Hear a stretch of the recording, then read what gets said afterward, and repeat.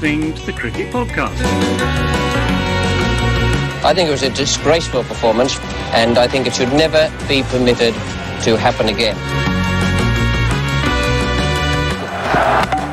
That is very good.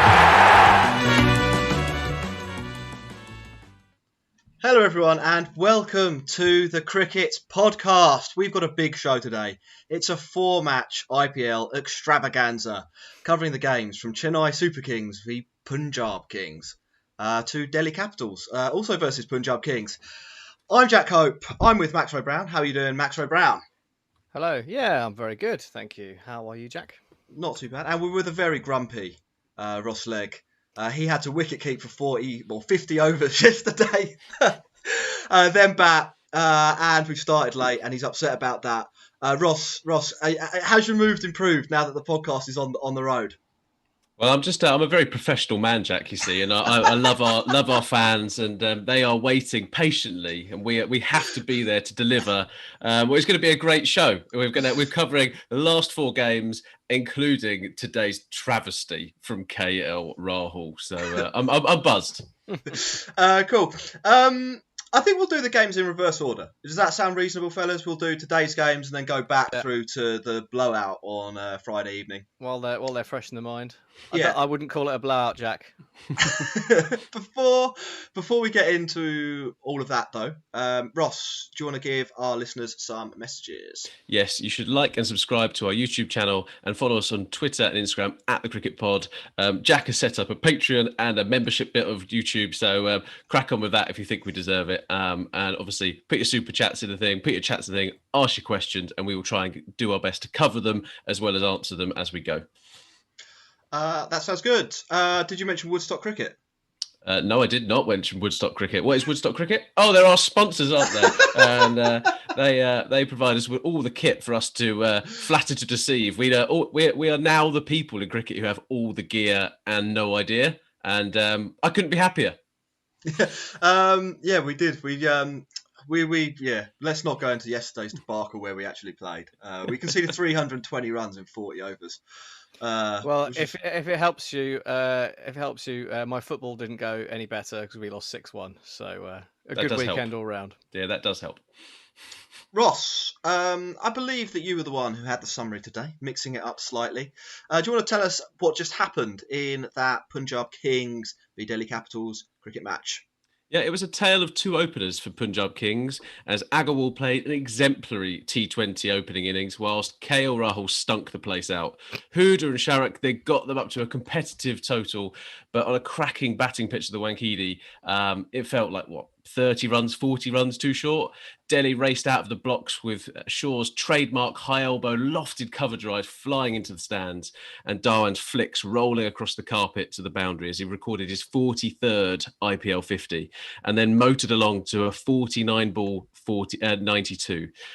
Meredith and Shami then went to bits towards the end and Stoinis, Pant and Yalit saw them home with nearly 2 overs to spare. It was a great performance from Delhi and a missed opportunity for Punjab. Yeah, I think that's fair enough. Ross, where in that game, where do you think we should start the discussion? Let's start at KL Rahul's innings. Well, it was the first thing that happened. It was the first thing that happened, wasn't it? So chronologically, it does make sense. What impressed you so much about KL Rahul today? Well, I'm going to go through it because I'm going to talk a little bit here. So I just need to say I'm going to credit Crick Prazen, who had some stats around this innings that I didn't have to go into, but it just completely justifies where my distaste for KL Rahul actually comes from in the T20 game. So he seems to be a bit of a kindred spirit when it comes to King Legend. So first off, let's cut the legs out of those who are going to say it was an anchor innings. As well as the people have also said to me that he did a great job of getting Mayank Agarwal back on strike, as it's not even remotely true. There's no way you can have that position. And if you do, you don't understand T20 cricket. The ball eater percentage, Ross? The ball eater ate 24 out of the 36 power play deliveries to give returns of just 23. 23 of 24 balls in the power play is a farce. It is a joke. It took him 25 balls per 6, 7 balls per 4, and he only hit 21 runs off of his 42 non-boundary balls that he faced. So the captain's stat pad wasn't even rotating the strike. So that puts those to bed. For comparison, Agarwal hit a 6 every 9 balls and a 4 every 5 balls. So he's a little bit better there. In summary, he hit 61 off of 51 at a strike rate of 119. It's an undefendable innings on a belter of a pitch, and that he was showed up by Huda and Sharak as they bailed out the most selfish person in India. So there's my judgment on KL Rahul. He lost them the game today. I 100% agree with that. He's used almost half the deliveries that they have to bat, and he has scored about a third of the runs. It's just, there's no way you can dress this up as a successful or a good thing to have done. And you have to wonder, because the guy's clearly talented, and we've actually seen it in at least one of his other innings in this IPL, or in the first innings he played in this IPL, that he can reach another gear. So I don't know. I mean, what do you think it is with him? Is it that just sometimes he doesn't have the batting rhythm and he can't score at over 120, or is it that he genuinely values his wicket so highly that he's prepared to leave his team well short of the number of runs they should have scored for us? What do you reckon? So it's a difficult one, because, as you say, he demonstrated that he can do it. He can go up a level, but there is a piece there where you just can't afford to chomp through the power play that way. It's unacceptable, right? And so there is a piece with me where if you are struggling for form, there's no point in this level of cricket, because you've got such a few amount of deliveries, to actually play through that bit of kind of bad patch of form. He should have just hit his own wicket, or at least tried to smash the ball, and so he could get out trying to hit. And it was just painful to watch. And if I was in that Punjab team, I'm pretty disappointed. Just going to say, Vic London, thanks very much, and we'll come back to your question later on. Shall I mount the devil's advocate defence of KL Rahul? It's a pretty tricky one to We're going to come up, for you, but I'll give it a go. I would say what I would say in his defence is, firstly, opening up, setting a target. It's not always that easy to know how you should be placing your innings. So there is, you can kind of say, given that the opening partnership is exactly that, it is a partnership, and down the other end you do have Agarwal going at nearly 200. KL Rahul's innings isn't as bad as perhaps the stats make it look, in that between them they did still get Punjab Kings up to 120 off 12, was it? So I mean, they were going at 10 and over at the end of that partnership, so it wasn't exactly like, it wasn't that bad come the end of it.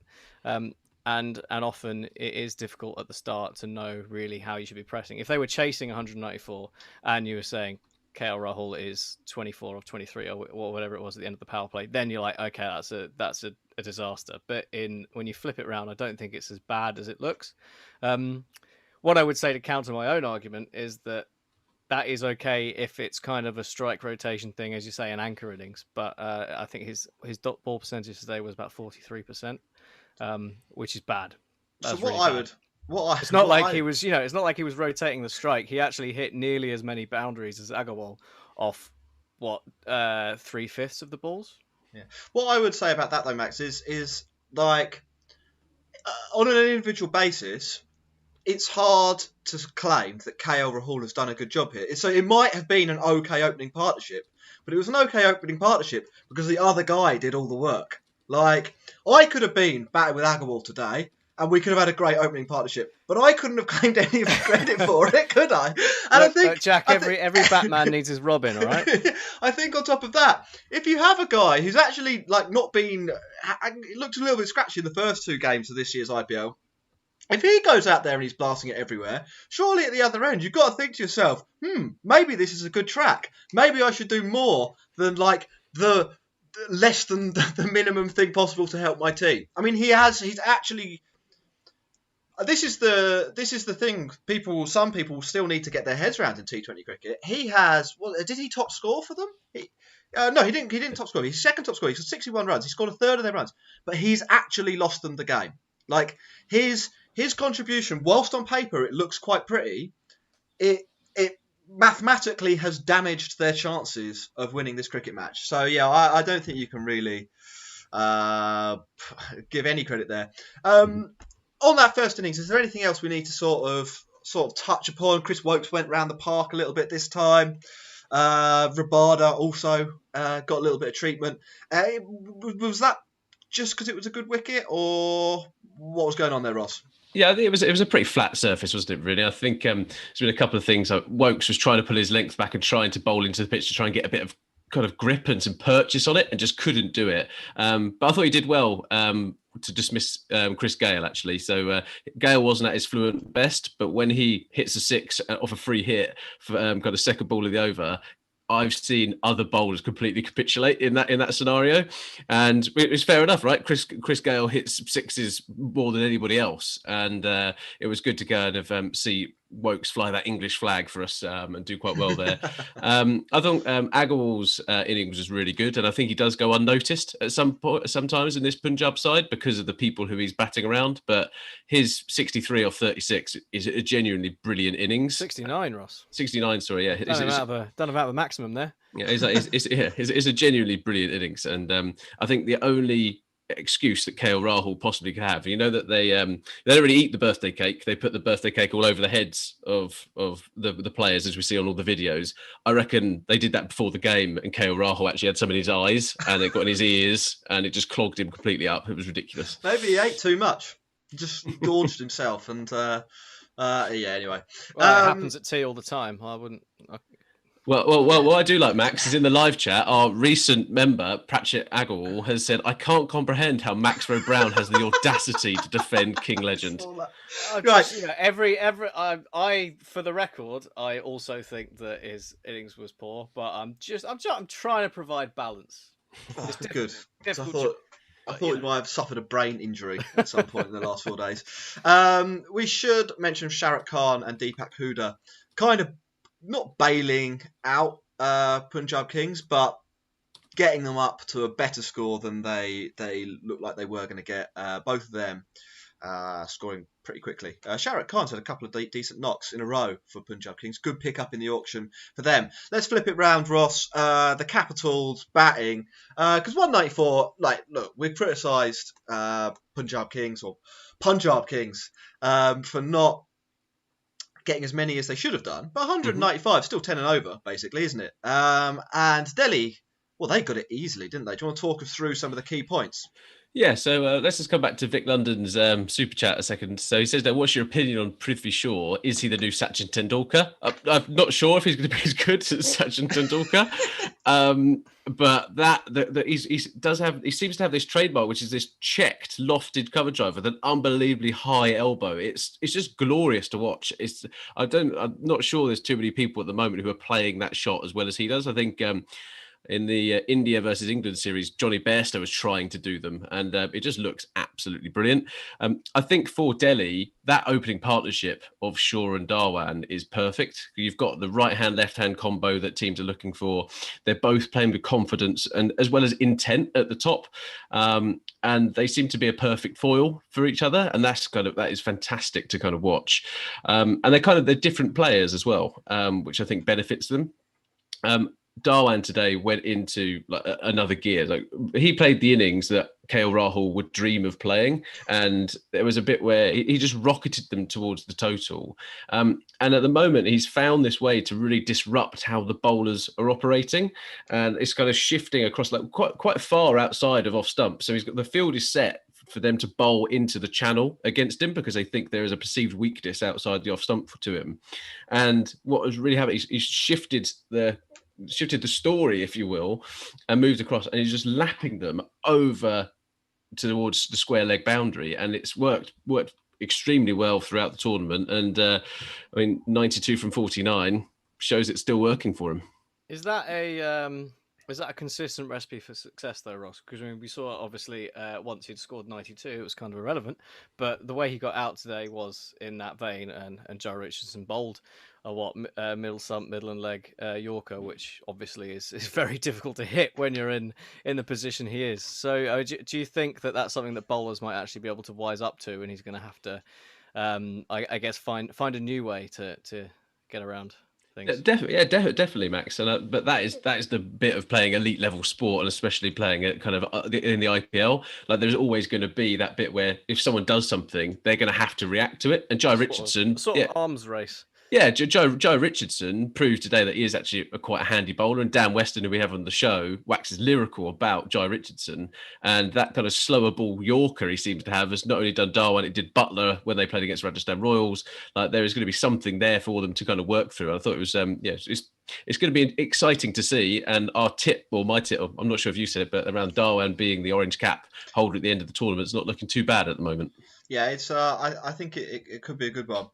I just on that point that you made, Max, I think in a sense if he does get bowlers to change how they're bowling to him, then he can go back to standing where he does. Well, normally. Exactly. He's eliminated this perceived weakness. If people don't want to bowl in the channel to him because they think they're going to get lapped over fine leg, then they have to bowl somewhere else. And if he's stronger in those other areas, then he comes out on top. So, I think in general, aiming for like a leg stump Yorker, probably not the best tactic as a bowler. It's great if you can pull it off, and we saw Meredith finally get him today. But like, how many leg stump Yorkers just get hit into the stands in the IPL because they come out as low full tosses or they come out as half volleys?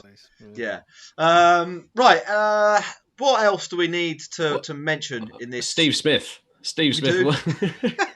What's he doing? What's he doing there? This bloke is he's stealing a living. He made KL Rahul's innings look exemplary, didn't he? I don't understand at all why he's playing. Does anyone got a theory on this? Because I would be interested to hear. No, I don't. Unless like Rahane was injured or ill, like I don't think that Steve Smith is going to get any more runs than Rahane would in that role. He's an overseas player, so it's baffling, really. Yeah. The other option's Tom Curran, so. That is supposed so, mate. Suppose so. I think there's a couple of people just to mention. I think Huda played really well again, and he's showing that actually he's kind of grown in confidence and grown in kind of ability since the last time out. And as you said, Khan also batted really quite well.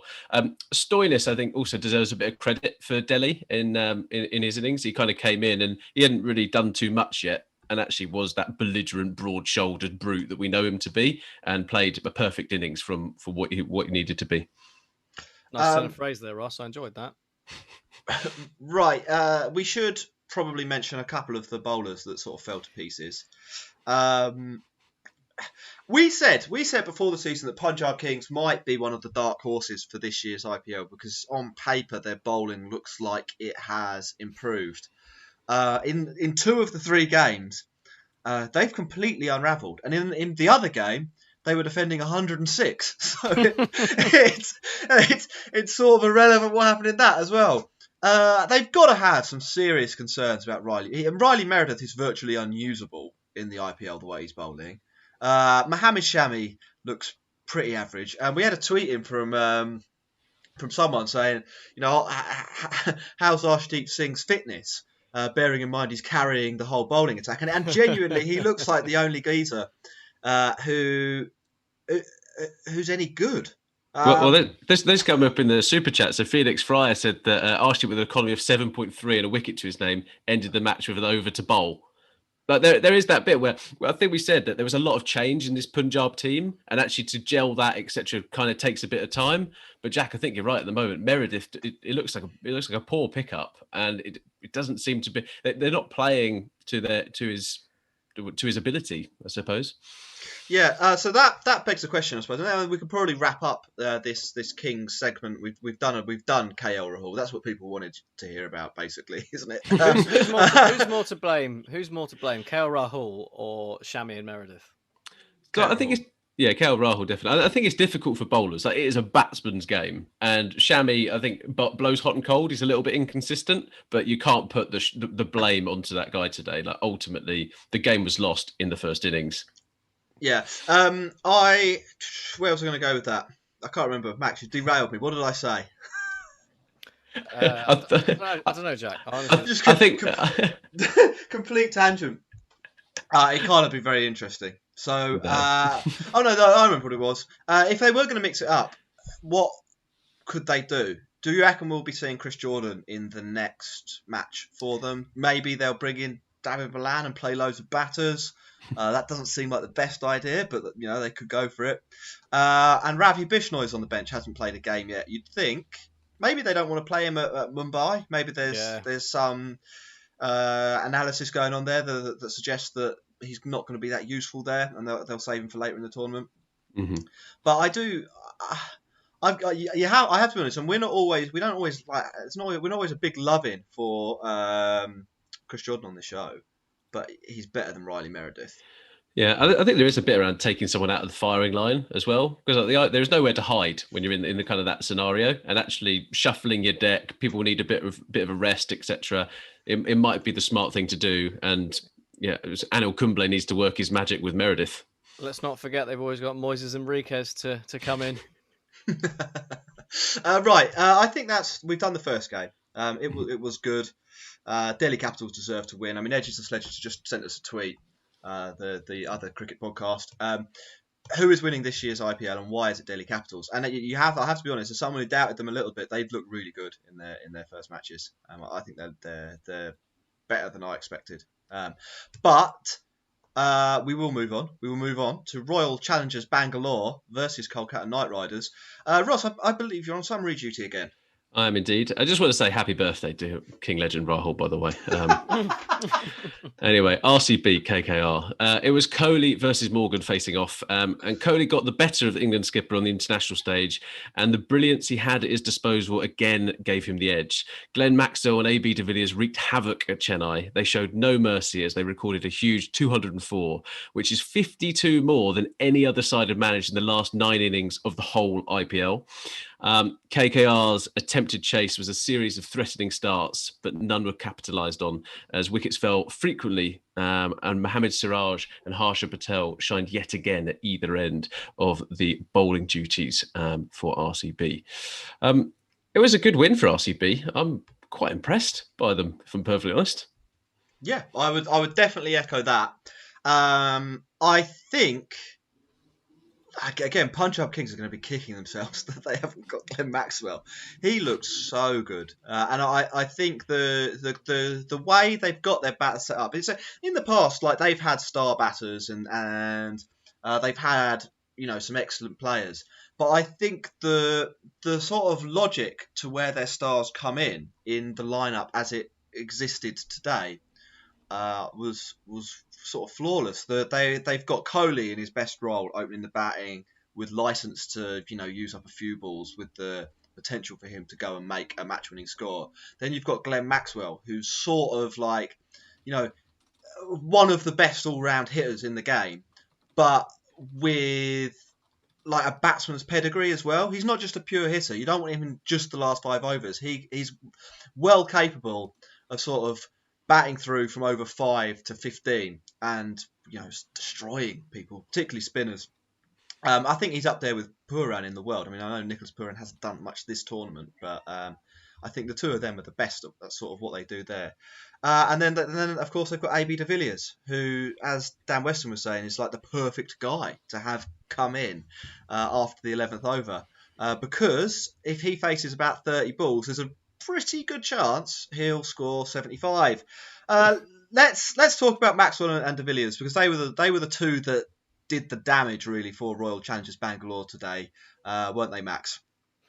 Yeah, I don't know what much there is I can say about these two apart from just how phenomenal they were in this game. I mean, the whole result and the whole game is all about them, isn't it? They've just taken the game away from KKR. I mean, they mounted a reasonably valiant chase. Like, they didn't get anywhere near it, but that's just because they were chasing such an insurmountable score. I think they could have 50 goes at that and they wouldn't get there, because I just think that's sort of how good 50, yeah. That's how good I think how good what Maxwell and de Villiers did in that game. They were unbelievable. Yeah, I think I thought it was a pretty good example of batting a team out of the game in the first innings. It's not been super easy to bat at Chennai. Like, obviously that was a little bit easier than some of the other pitches or some of the more recent pitches. But like 200, you could almost switch off your TV at that point and go for a 2-hour lunch, couldn't you? Knowing that even Virat Kohli's somewhat suspect leadership wasn't going to blow it for RCB. Yeah, to go from 9 for 2 as well to 204 for 4 is like it just adds, I think, to how ridiculous it was. Yeah, it certainly does. I mean, how many times is de Villiers going to do this in this tournament, Ross? So we've had 2 games where he's effectively won the match for Royal Challengers Bangalore so far. Mm-hmm. He's special. Can he keep up this level? Before I answer that, I'm just going to say thank you to Palash for the super chat. Very generous of you. Thank you ever so much. And welcome to our TCP member, Shubman.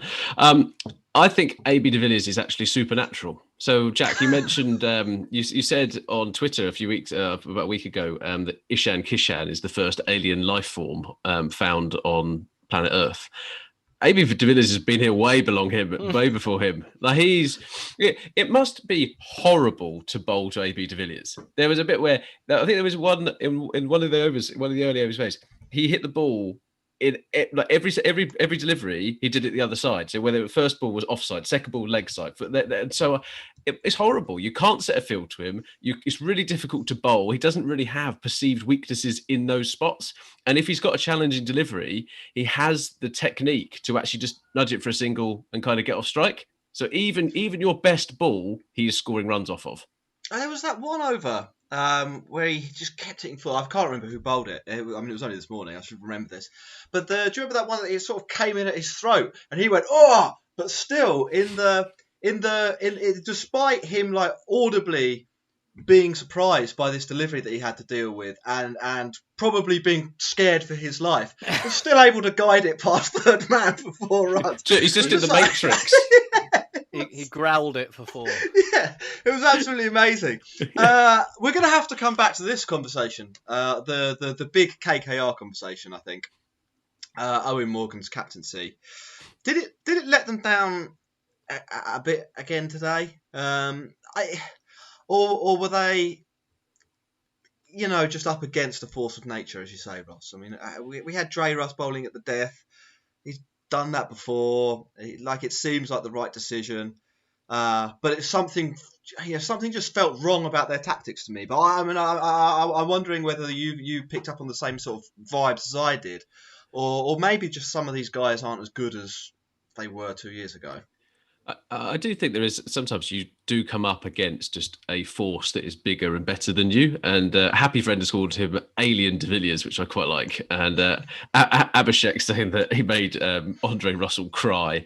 And so, sometimes there is a bit like you can have the best laid plans. You can have all the data to kind of give you that kind of this could work. The data that goes into it are suggestions. They might not lead to the right answers, right?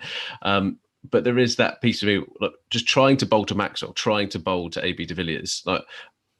It's a really difficult thing to do. And sometimes you can't captain your way out of situations like that. There is just sometimes where people are seeing it like a beach ball and it is just fodder. I think the whole tournament, depending on where KKR end up, is going to be, it goes a long way to say how good Owen Morgan is as a T20 captain. So 3 games in, I think saying, he should never be captain, Dinesh Karthik should have it back, or whatever it might be, probably a bit too soon. So yeah, I can't think of that. Max, let's move away from that Morgan question. RCB, they're not the perfect product. There's still a lot there, I think, to improve on, which is great when they are 3 wins out of 3. What did you think today of them playing 3 overseas players instead of the 4 allotted? That's really, you don't see that very often, do you? It's really interesting, but I guess it doesn't really matter who you play if your 2 of your overseas players do the work of 4 overseas players. It's a real. We've said it before, like a Galactico approach. Like we're basically looking at a team of unbelievable individuals, and in cricket, that is more likely to win you competitions than in a game like football. So that's good. That could work. I'm surprised. I am surprised that that they went with that, because I think actually for me what their strongest 11 probably has is maybe 5 overseas players. So to cut one out and still put up a performance like that is great. But then again, when I said that, didn't account for performances that we've seen from people like Shahbaz Ahmed and Harshal Patel, who have been excellent this year, and I think they've both very much warranted their inclusion based on their performances in the first couple of games. Mm-hmm. And I think Kohli had said himself, hadn't he, that Patidar has been is a quality player, and he was really impressed with him. So based on that, you can't argue with the decisions, I think. Sorry, Jack. I was just going to ask you, Jack, from Rick and Patel, as around should they bring Finn Allen in the top order if you've got that space? I was sort of going to throw that question out to you guys. It's like which overseas player do you bring in? But I was going to talk about it with the kind of context of how cricket works as a sport.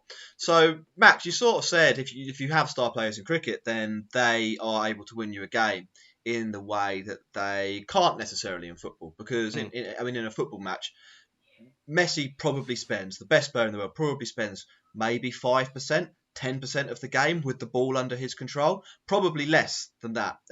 In a T20, what we saw Maxwell face 25% of the balls in the RCB innings, and then De Villiers faced another 25%. So, maybe their two best batters have faced 25% of the balls in the whole game.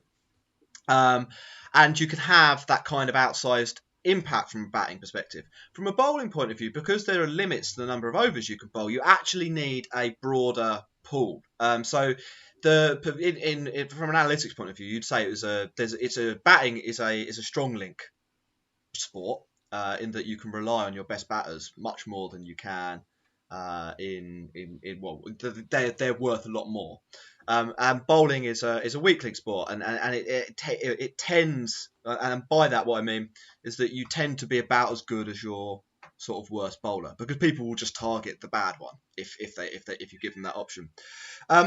So I was going to sort of talk about that and ask whether maybe they'd want to bring an overseas bowler in, because I still think that is their weaker area. I don't necessarily think that Finn Allen is required. Adds that much, yeah. Yeah. He's a good cricketer. It's diminishing returns, isn't it? Yeah, exactly. Yeah. I just think after you have Kohli, Padikkal, Patidar, Maxwell, De Villiers, like what is the requirement for like a guy to come in after that? Like probably the game's been won or lost by that stage. I do think maybe with the ball, like who they turn to, it's a little bit of a tricky question, but I do wonder whether that's maybe something they could look at. We've seen Dan Christian for 2 games. I don't think he's all that. Kane Richardson, he's another one of those death specialists that pads their stats in the BBL against a bunch of grey cricketers. But maybe he's a better option than some of the guys they've got. I think it's a really interesting question. I've spoken about everything I know about the topic without being able to provide an answer, I'm afraid. Yeah. Well, I better go and do some more reading than Jack. So on that, I think what was interesting for them today is that Chahal found a bit of form. Like he'd been going around and looked a bit bereft of confidence, but actually today he bowled with a bit more control, picked up a couple of wickets, and then that might have been the in for someone like Adam Zampa. Like Adam Zampa on that and filling that final slot. If you would have, I think it might have been kind of last chance hurrah for Chahal, I think. Yeah, I think the thing with Zampa is that he obviously turned up late because he wanted to get married. His wedding was then cancelled, so he just turned up late unmarried. But I think this would have been the first game he's eligible for, and it might be, one of you can correct me if I'm wrong, I think it might be their last game in Chennai. And obviously when you move away from Chennai, the requirement to bring in like an extra spinner is smaller. Look, he's going to get loads of money for this experience, so good for him. But I think, if they'd had the option of him for the first 2 or 3 matches prepared to play, I think that would have been a good call, Ross. Yeah, I think there's also. So I think Rickens has put in a good idea. So Azharuddin is actually an option within their squad over Pakadar. Yeah. And so they do have those options, but that is the luxury what RCB now have. They've managed to find a way to win games. Like I'm not going to go bad on Kohli because ultimately he's not done brilliantly, but he's put himself in a position where he's at least trying to do the right thing. Well, yeah, Well, he's struggling, isn't he, under the weight of expectation of the cricket podcast, almost unanimously saying he'd be orange cap. Well, but that's Ross. That's right. In terms of if you were going to identify roles for their best players, he would be the opening batter that has the anchor role, and then Maxwell would be the guy who comes in 6-7 overs. De Villiers 11 overs or later. That all makes sense, but you need Kohli to get out the way of Maxwell a little bit for that to work. So, it's all good. I think the other thing that we probably haven't mentioned that it did have a massive impact on this game, but it's why they've had the luxury of being able to drop down to 3 overseas players, I think. Mohammad Siraj is bowling really well for RCB, and Harshal Patel. Now, Mohammad Siraj and Harshal Patel don't have amazing track records in the IPL. Like, you wouldn't, before the tournament, they would have been fringe picks, probably. But both of them, I mean, they've probably been their star bowlers in this tournament. There's no problem about that. They have been. And that gives you immense freedom to try other things and to drop Dan Christian, basically. So that's that answered. Does anyone have any other points on this morning's game? I thought it was nice to see Harbhajan bowl. Well, it's interesting, I think, actually, to see Morgan again go with that approach in the power play of chucking the spin up, and it worked as well, didn't it? I mean, I think the first time round it was targeting De Kock and Rohit, and it kind of worked. And today again, we have seen in the past Virat Kohli struggle to keep the strike rate up against spin. So again, I think there's a kind of a match-up thing going on, and that was successful. I guess unfortunately for Owen Morgan, he didn't have an answer to what followed. I don't think that Morgan. If you look at KKR's batting today, there were in the preview. I said there was in the summary, I said that there was lots of starts in there. And Morgan has been on a barren run of form. Like a lot of the English players have really struggled in this IPL so far. And Morgan is one of those people, I think, who it feels like if he's in the game, if he's captain, he feels like he should be in the runs. He should be contributing to that victory. And I think today, having that bit of time at the crease, regardless that it ultimately cost them the game, him not being able to capitalise on that start, it's probably a positive step forward for them because they need their overseas players to be hitting runs. Shakib Al Hassan today stunk out the place with 2 boundaries in 25 balls. That is a bad innings, especially at the time of the game that he was in. It's bad anyway, but that was just awful. I think hopefully Morgan comes into the runs, but again, it's a really positive from KKR, from RCB, and really quite negative for KKR, who have got some big questions to answer. Max Jameson struggling. He's going around the park and picking up wickets. He is an expensive wardrobe. That is what yeah, but he did take some key wickets. I think. I mean, it was when you've got the runs to play with, it's not such a terrible thing. I mean, obviously going at nearly 14 and over is a bit bad, but he kept chipping in with wickets at really important at times, and that ultimately is what meant that 200 was beyond the reach of KKR because they just needed someone to go big, and they didn't, and KKR kept losing wickets at important times, but. Yeah, he's going to need to be a little tighter than that in future games for sure, but got away with it this time. They're not going to be able to buy their way through all the wickets, are they? Nah. Right, fellas, should we go back in time a little bit more? We've done those games in a fair amount of depth. Yesterday's game was quite good, so I imagine there'll be some stuff to talk about there. But fortunately, the one on Friday, we can get through in about 2 minutes. And we want a little bit of time for questions at the end. We've done most of the stuff from Twitter, so that's all good. Sunrisers Hyderabad v Mumbai Indians was Saturday's game. This is one that we sort of had to catch up on a little bit because we were playing and losing really badly in the North East London Cricket League. So Saturday's game.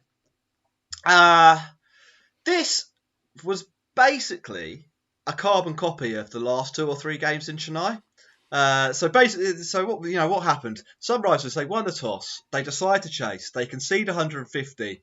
At the halfway point, everyone's sort of like, "Oh, that looks a bit tricky on this pitch." About 12 overs into the game, it looks over. Sunrisers, they've got off to a great start. Good opening partnership. People are cashing in their bets. Then the openers get out, and the middle order, don't contribute anything. And eventually they get folded out.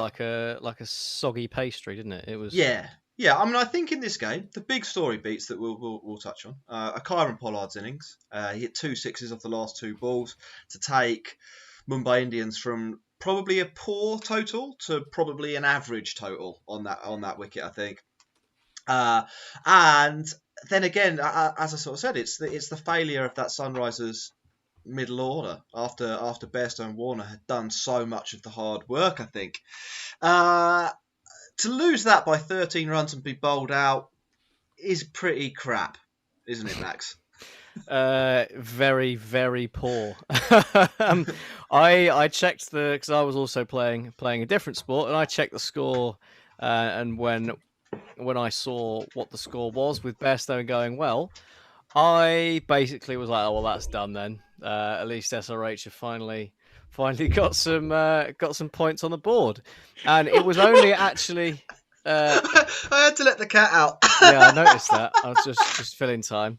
It was only actually when I went back this morning to check the score that I saw that Mumbai Indians had in fact won the game, and I had to kind of try and work that one out in my head. What I did was watch the highlights and realise that actually we thought maybe that Sunrisers had blown it a bit last time round.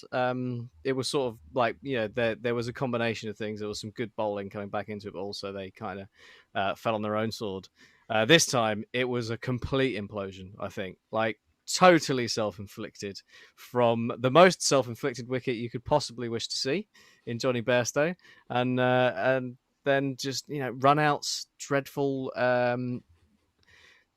shots, and actually kind of started at the very end of Mumbai's innings, wasn't it? With the drop of Pollard, that set the tone. Yeah, I mean, you don't want to be dropping him, and to give away 12 runs off the last 2 balls. Yes, those 2 balls as well. Must have been a kick in the nads. Little bit of width, wasn't it? A little too much width from Boothie. Not. Where I'd like to start talking about this game is Johnny Bairstow, I think. Had he not slipped and kicked his own wicket over, do you think the Sunrisers win this match? Because it's an interesting. It can't just be that it's hard to start. The wicket must change. Like something happens about 12, 13 overs into these Chennai games, and batting goes from like plain sailing to really difficult. So, Ross, I'm going to ask you this. Do you think that Bairstow hanging around, do you think he just gets out anyway, and a 150 was too much, and they'd fallen they didn't get enough of the runs early, or do you think that slip is basically the turning point in this match? So I think that positive intent that Johnny Bairstow showed wasn't matched by the people who came in after him. And I think if they've got people like Samad is not a top order batsman, but because of the way in which he plays and the way in which the pitch is kind of set up there, you want to take the most of it early on where the ball is coming onto the bat a little bit more. I think sending in Pandey and sending in Virat Singh just wasn't the right level of intent for me. Like there is a bit where they have got the experience now of losing at that place. Yeah, and as you said, it's been a carbon copy of some of their other performances. It feels to me that they're just not learning. That they've kind of learned one lesson by putting Johnny Bairstow up, but then forgotten to do the rest of the stuff that they should have done. So it's, I mean, Sunrisers continue to be a joke that will always be funny to me. They have the players available to them to kind of form a good cohesive team, but their strategy and their decision making is appalling. Yeah, I think the other thing probably to bear in mind. I mean, so in my mind, the Warner Bairstow opening partnership is probably the best in the IPL, but they are backed up by a distance the worst 3 to 5. Manish Pandey, Virat Singh, and Vijay Shankar probably don't get into a lot of the other the They, franchises. they don't get into our North Islington League. They're our Hackney League. Honestly, it's a joke. And that is their 3, 4, and 5. I think you're sort of absolutely right, Ross, on the intent front too. Chennai is an interesting stadium on that front in that it's not just Sunrisers that struggle here.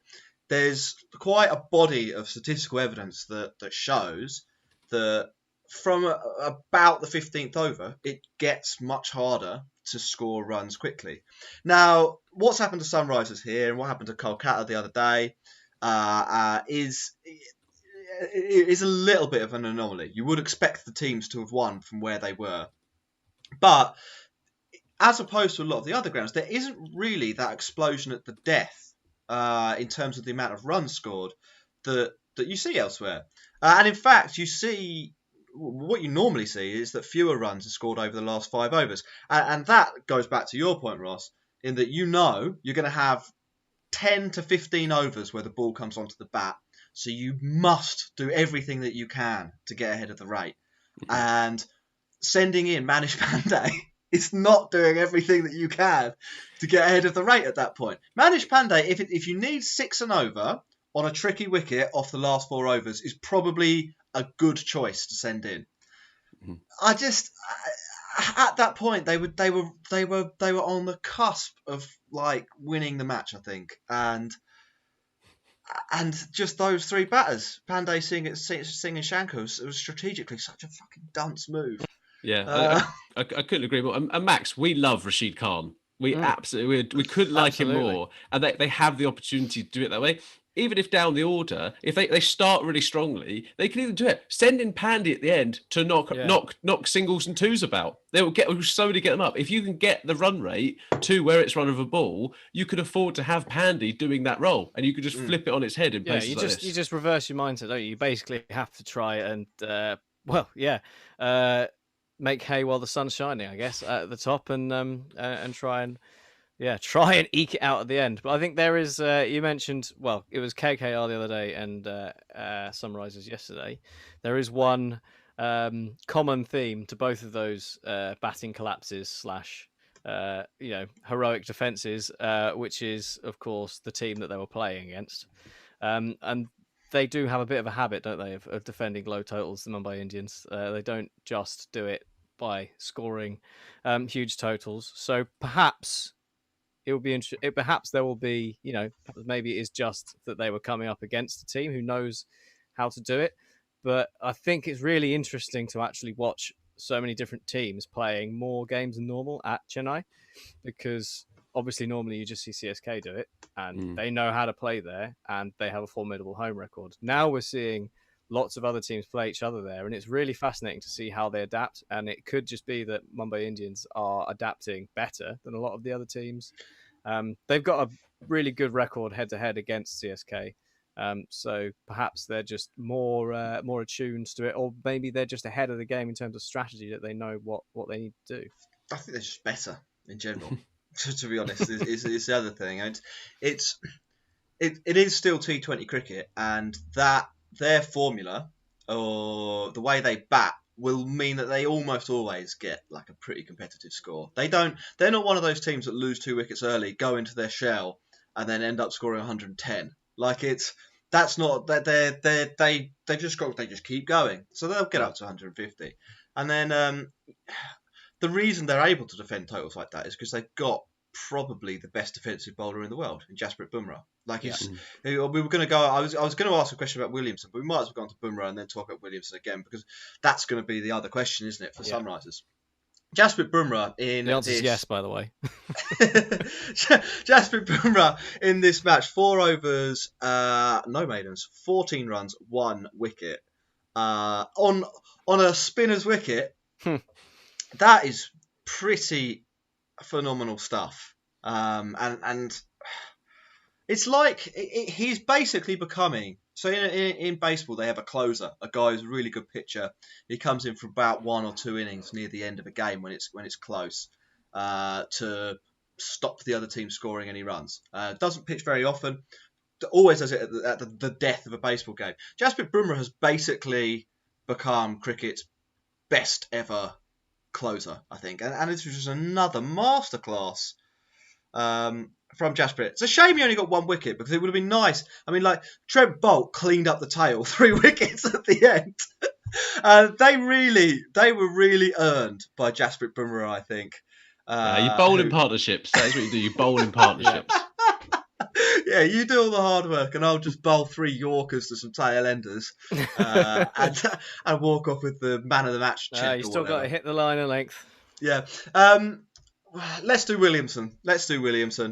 Well, Jack, just before we do so, let's just say thank you to Anuj, who is a big fan of my sarcasm, apparently. So take of that what you will, but thanks for the super chat. And Sankit asked, bad team selection for Sunrisers Hyderabad, so that we can fit Williamson into here. You've got Nabi. I mean, Yadav not selected for a slow turner. Yadav shouldn't be in the IPL at all. Like the guy should never really play professional cricket. But we'll move on to Williamson. How do you see him fitting into this side, Jack? Like, should he be there? I mean, it's now not a question. Like, Warner is going to be a captain. They're not going to do a KKR and change captain mid-season to Williamson. No, sure, they don't need to. I mean, Warner is still, pretty class, isn't he? To be honest, I haven't got from Sunrisers Hyderabad selection across the 3 matches are the Nabi change to Holder. I think there's an injury related into that. But then the Holder change to Majib in this match after Holder had played quite well in the last game. Majib offers so little in terms of what they actually need that I can't believe that anybody with a brain has, they've sat down and they've planned this out. Like, Majib should only play if there are like 4 injuries to other better options. So if Nabi can't play, Holder can't play, and Rashid Khan can't play, then maybe you consider him. The guy can't really bat.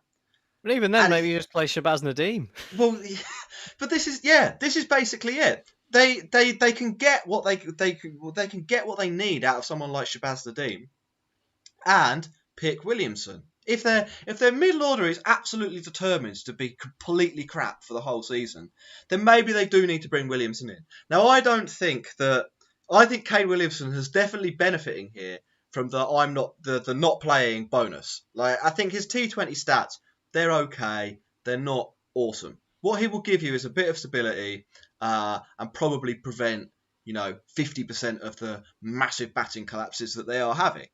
But they do need that. He's not the perfect T20 player, but he might be the perfect person to come in and sort out the mess. They need a cool head, and he is exactly that, isn't he? Yeah. And people are saying he's not match fit at the moment. Fine, but there is a bit where sometimes you got to do what you got to do, right? A 50% match fit Kane Williamson is probably better than a 100% fit Manish Pandey. So I don't think, there's definitely no problem about that one. I mean, it's another frustrating and quite tedious game from Sunrisers Hyderabad. They consistently bore us to death with these matches. I hope they lose 2 or 3 more. Batting collapses are pretty exciting, aren't they? Yeah, I mean, I suppose when it's the same thing happening 3 times in a row, it does get a bit repetitive. Yeah. I hope they lose the next 2 or 3 matches and they're completely out of the running. I mean, what do they need? They probably need to win. If they win 7 of the next 11, they have a chance of making the playoffs. They probably need to win 8 of 11. They left themselves with a lot to do. But it's what they did last year. Yeah. Let's move on to the last game. Yeah, let's do it. Yeah. Talk us through it. So, after a glut of games that went down to the wire, Friday's game brought us the opposite and kind of set the tone, really, for a weekend where the scriptwriters perhaps had some time off. And this one was decided even quicker than many of the others, and it was over within about half an hour. But what a half an hour it was. Deepak Chahar gave us sort of a glimpse of the stellar career that he might have had in a parallel universe. Dismantling the Punjab Kings top order with a brilliant display of swing and power play bowling. He was ably backed up in the field by the peerless Ravi Jadeja, who is just, I love him. He's so good. He took a fine catch and an even finer run out, which was just poetic. Like the pick up and throw all in one motion, shattering the stumps. It was a thing of beauty, and that left Punjab Kings 26 for 5 with only a counter-attacking 47 from Shahrukh Khan, injecting any respect into the total. In reply, Gaikwad looked absolutely dreadful, but fortunately he valiantly gave up his wicket, and Moeen Ali made up for the lost time. Faf was steady at the other end, and despite a slightly bizarre period towards the end where CSK seemed determined to lose as many wickets as possible while chasing the final 7 runs, it was very comfortable in the end, and CSK are up and running. Come on, bleed yellow. Yeah, CSK. Well, let's start with the obvious question. Was this Mahendra Singh Dhoni's most inspirational moment as a captain to get CSK fit and fighting in this way? Well, I personally think that all of Chahar's wickets actually should be attributed to MS Dhoni. It was his 200th game for CSK. So that is impressive. That is really impressive. No, let's slightly more seriously. What the hell happened? I mean, you've told us what happened, but why the hell did it happen? Max, please. Basically, well, we saw 2 people doing things really well. That's what happened. Like just the run out. I don't think there is. This is the Jadeja's run out, obviously. I don't think there is another fielder in world cricket that makes that run out. Like you have absolutely every right to go for that quick single, and just everything about it shouldn't have happened, and it was just pure brilliance. And Chahar's, but I mean the first wicket, it was just the ideal bit of swing bowling, wasn't it? Moving away and taking the top of off, and I think at that point.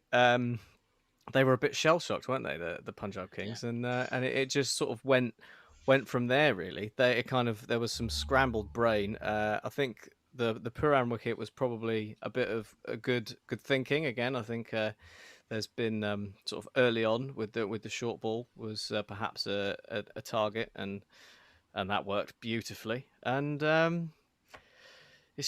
we've seen it a few times, haven't we? In this IPL, I individual performances really taking it home. But I think in this case, Chahar perhaps has a little bit more pedigree for it than some of the others.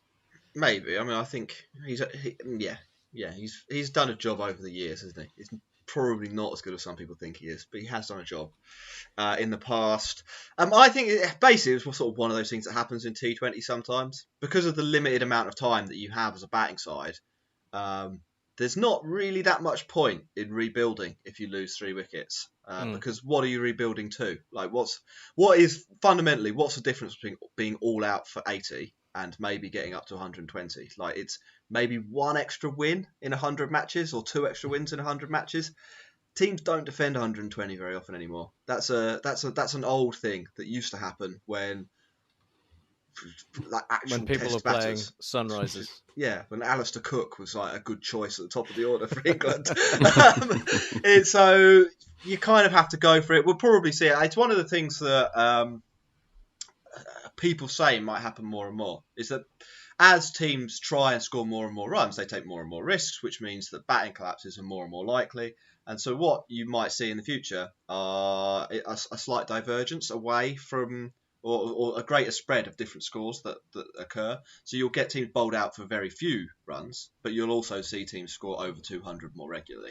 Well, it's not going to happen to CSK. They bat all the way down to 11. They've gone. We want to get rid of the possibility of having genuine tail enders in our side, and we want Dhoni to potentially bat at number 11 because he's specialist captain. He literally just thought, I'm big brain. I am big brain. Right, let's talk about CSK just a little, and then we'll do a few questions. They look a bit better, maybe, than we thought they were. Is it they're playing at in Mumbai, which is probably their least favourite venue, or the venue that matches up worst for how they've kind of constructed their side. But 2 wins out of 3 there. They're taking that all day, aren't they, Ross? Yeah, I think it's a better start than that most people gave them credit for. And I think Moeen Ali, who we said might be the difference maker, is actually being the difference maker. Max, I mean, he's batting in a position that suits him in this side. He's taken on that responsibility. I do think they'll struggle when they go to a different ground on a better kind of more truer wicket. But at the moment, if they can eke out another win or two in the next kind of couple of games, that's huge for them. Yeah, I've made up that they've won 2 out of 3. They've only played 2 games, but they've won Yeah. one. Yeah, And so- they won it pretty comfortably. But yeah, I thought it was a pretty good performance. Punjab Kings, on the other hand, have been, I really thought it could be their year, but I guess it's just going to be another year for them. Ross, have we had much through on the old chat for us to go through in the last 5-10 minutes? We've had all kinds of stuff today, so thank you ever so much for your questions and super chats. From Ricky Patel, this one is CSK management showing ECB how to use Moeen. Max, I'm going to give that one to you. I think there's a slight difference in sort of the personnel available. Obviously, England have a tendency to have Moeen come in as sort of a 6-7 and finish the game, because he has the ability to go from the first ball, and he does do that as a reasonably well for England. I think for Chennai, he's such an important player in their squad that actually they have to get him in earlier and hope he goes big that way. I think it just shows what a versatile player Moeen Ali is, that he can do both of those roles and do them well. I think what perhaps CSK have done that they perhaps that the ECB could learn on is show Moeen Ali a little bit more respect. That is such a cricketing term, isn't it? Show me some respect. Yeah, it's a very cricketing term. Rather than making everyone think that he just went home crying. Yeah, that is true. Promote him up the order and make him your key man. So Shubman says, if they've got such a deep batting lineup, should they just go out all guns blazing from the very first? I mean, Gaikwad, I have no idea what he was doing. Gaik, what are you doing? I genuinely, he is. It was baffling. It was right at, what was it, 30? I think it was. Yeah, it wasn't a great innings, was it? 5 or 16 balls. I think that's sort of what they're lining up to try and do. They don't like. There's a bit of a personnel problem in the Faf du Plessis. It's not really his game. It's definitely not Gaikwad's game. They're both slower, anchory batters. But Moeen Ali up the order. Moeen Ali up the order is good. Suresh Raina, when we've seen him bat, was really aggressive in the first match. Sam Curran down the order is a nice option.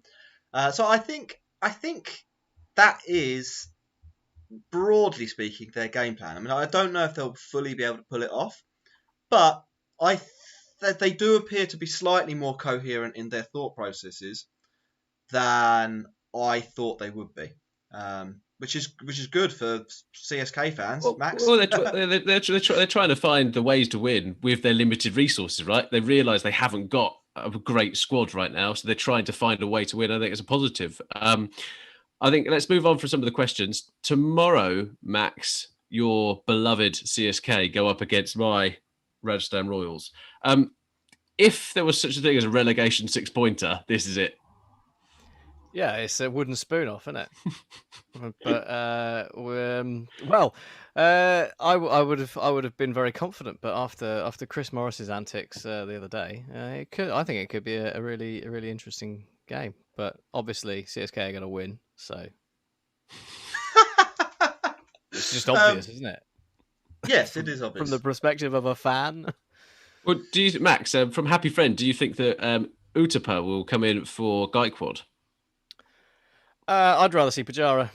Yeah, everyone. I genuinely would. This is what we need to see, isn't it? We need to see Pujara playing in the IPL. That would put everything into context. I genuinely, though, I don't actually think you'd lose anything by playing Pujara. He's a good player. He's a good player of spin.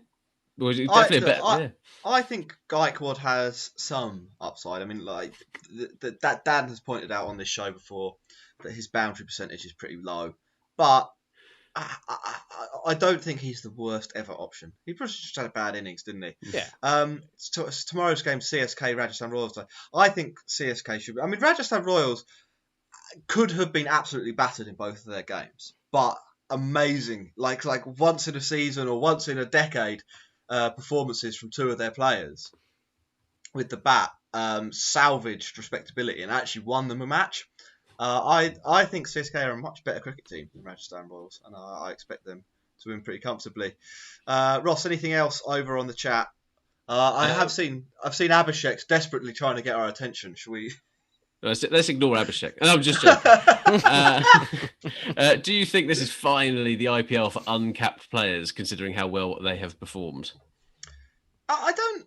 I think you probably get this most IPLs and most tournaments in general. Like players who've changed their game or have improved or have come into the tournament for the first time. Shine because they're new names. People we like new shit. That's what humans do. We get excited about new things turning up. So I think that's sort of what's happening. We're just noticing it. By the 7th or 8th game of the season, we'll have all forgotten. I mean, it's not just them that are performing as well. We've talked about Jasprit Bumrah bowling really well, and we've had Bairstow Warner bat really well.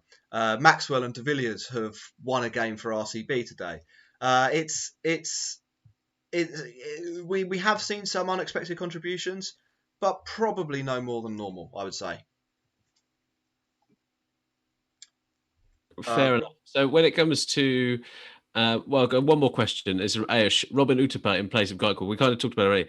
I don't want to see Uthappa play ever for this. 36-year-old Robin Uthappa, I just don't care about it. No, there's no fairy tale IPL story there at all, other than a mediocre cricketer playing for a mediocre team. Like there is probably doing a mediocre performance. It's just, I'm just not convinced by that whatsoever.